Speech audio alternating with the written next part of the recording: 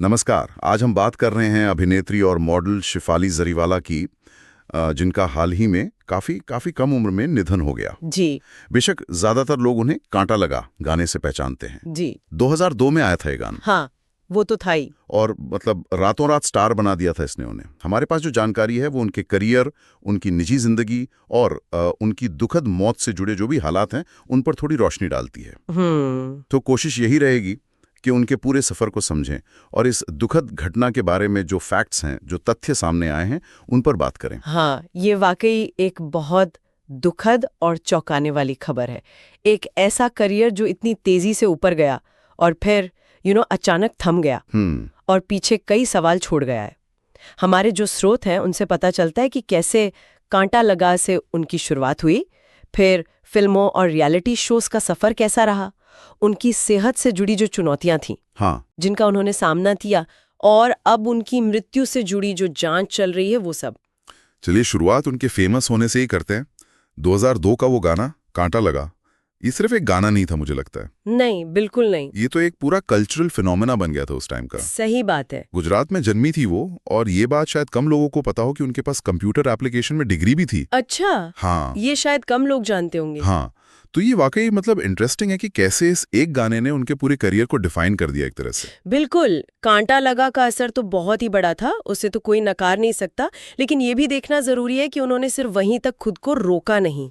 उसके बाद उन्होंने फिल्मों में भी काम किया, जैसे मुझसे शादी करोगी में एक छोटा रोल था उनका, फिर एक कन्नड़ फिल्म थी हुडुगारू, हाँ। और फिर रियलिटी टीवी का दौर आया। बिग बॉस 13 में देखा हमने उन्हें, नच बलिए में भी थी वो। सही। तो मतलब उन्होंने अलग अलग प्लेटफॉर्म्स पर अपनी मौजूदगी बनाए रखी।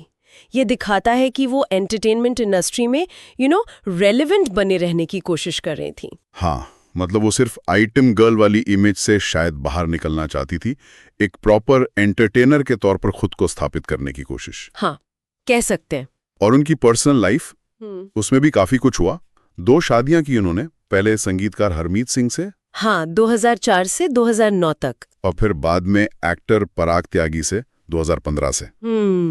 लेकिन जो बात मुझे हमेशा स्ट्राइक करती है वो है उनका अपनी हेल्थ प्रॉब्लम्स के बारे में खुलकर बात करना। हाँ, ये बहुत जरूरी बात है। 15 साल की उम्र से एपिलेप्सी यानी मिर्गी के दौरे पड़ना, हाँ, और फिर डिप्रेशन से भी जूझी वो।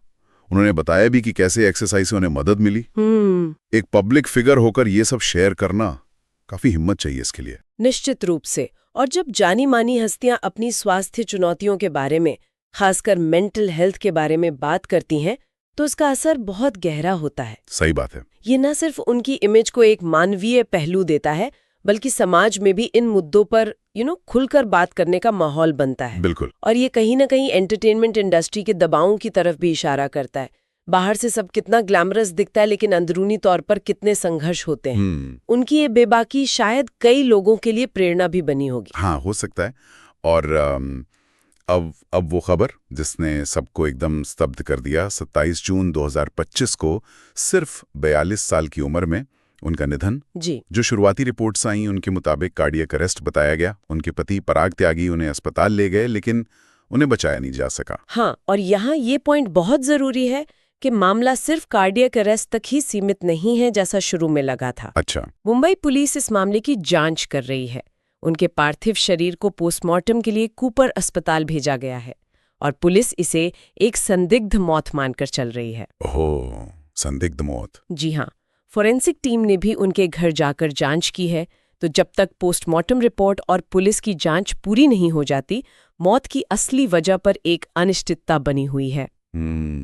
और ये पहलू इस पूरी दुखद घटना को और भी कॉम्प्लिकेटेड बना देता है। जाहिर है, इंडस्ट्री से भी रिएक्शंस आए हैं। अली गोनी जैसे उनके को स्टार्स ने सोशल मीडिया पर दुख जताया है। बिल्कुल बिल्कुल।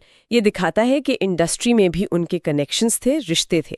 भले ही उनका करियर कांटा लगा से सबसे ज्यादा जुड़ा हो, लेकिन उन्होंने अपनी एक जगह तो बनाई थी। तो कुल मिलाकर अगर देखें, शिफाली जरीवाला की कहानी एक ऐसी शख्सियत की है जिसे एकदम से अचानक फेम मिला। हाँ, जिसने फिर अलग अलग मंचों पर काम किया, अपनी पर्सनल मुश्किलों का भी सामना किया और उनके बारे में खुलकर बात भी की।